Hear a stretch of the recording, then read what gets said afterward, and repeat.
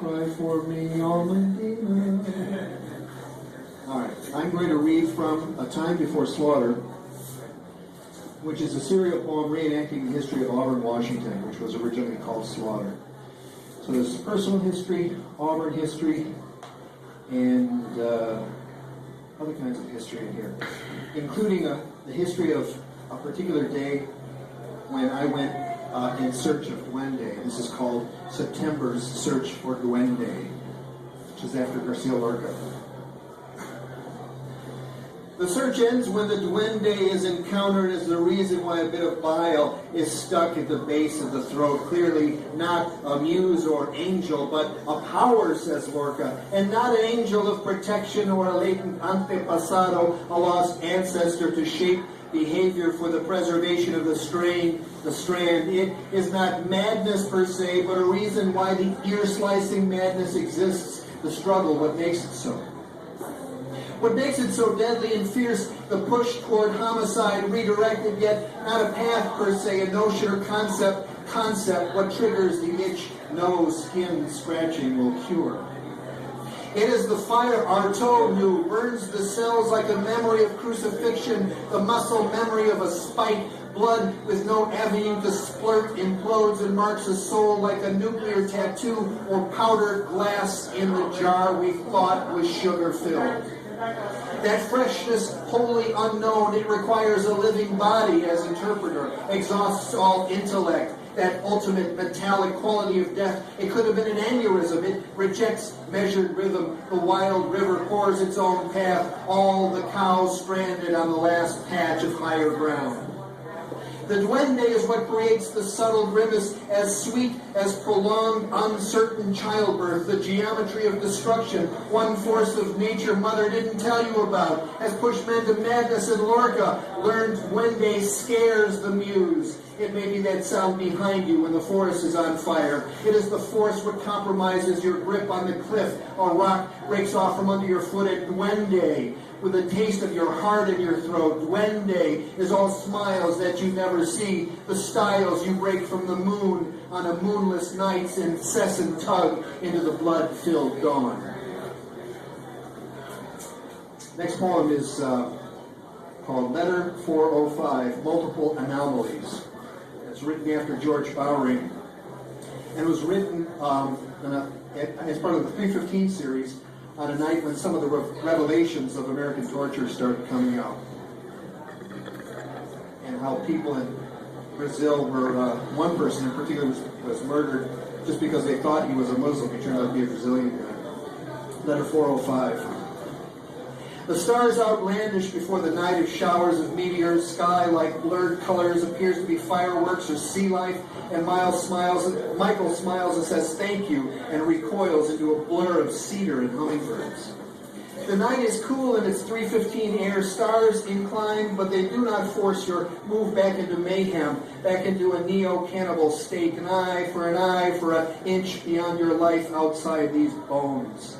They look at the camera, smile, and finish their torture in patriotic splendor. Their unintentional canine wisdom will own the moment, though they disown the surrounding dark closing in on them like night.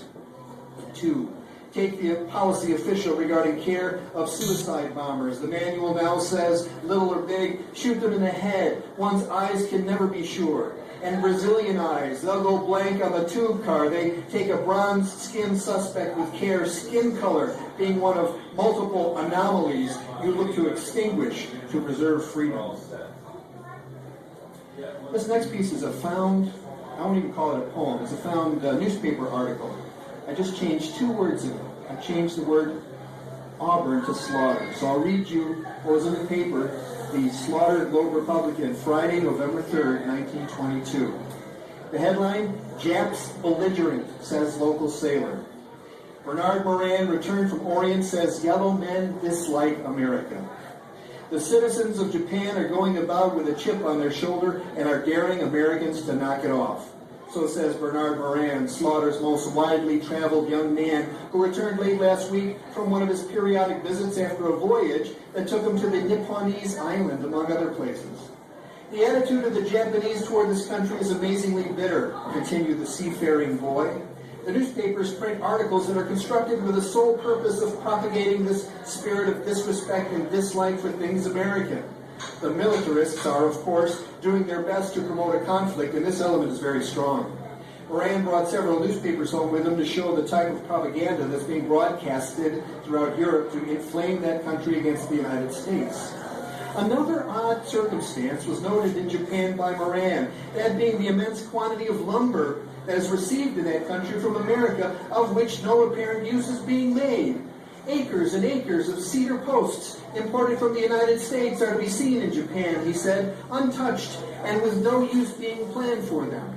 When asked what the purpose of this importation was, a native replied to Moran, "When America runs out of timber, we'll sell all these back to her."